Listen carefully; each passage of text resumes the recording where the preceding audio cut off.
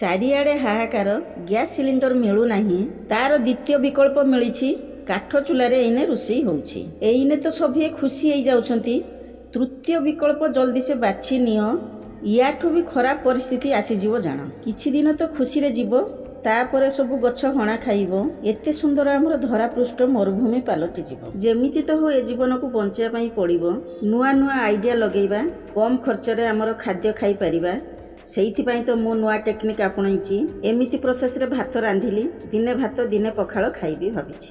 ଆଜିଠୁ ଆମେ ପୂରଣ କରିବା ଆମ ଖାଇବା ସିଡ୍ୟୁଲରେ ଏମିତି ପ୍ରକାର ଆଇଟମ୍ ରଖିବା, ବିନା ରୋଷେଇରେ ତାକୁ ଖାଇବା। ଯଦି ଆଗରୁ ସଭିଏ ଗୁରୁତ୍ୱ ଦେଇଥାନ୍ତେ, ଘରେ ଘରେ ଗୋବର ଗ୍ୟାସ୍ ପ୍ଲାଣ୍ଟ ବନାନ୍ତେ, ଏମିତି ପରିସ୍ଥିତି ହେଇନଥାନ୍ତା, ଗଟରୁ ଗ୍ୟାସ୍ ବନନ୍ତା।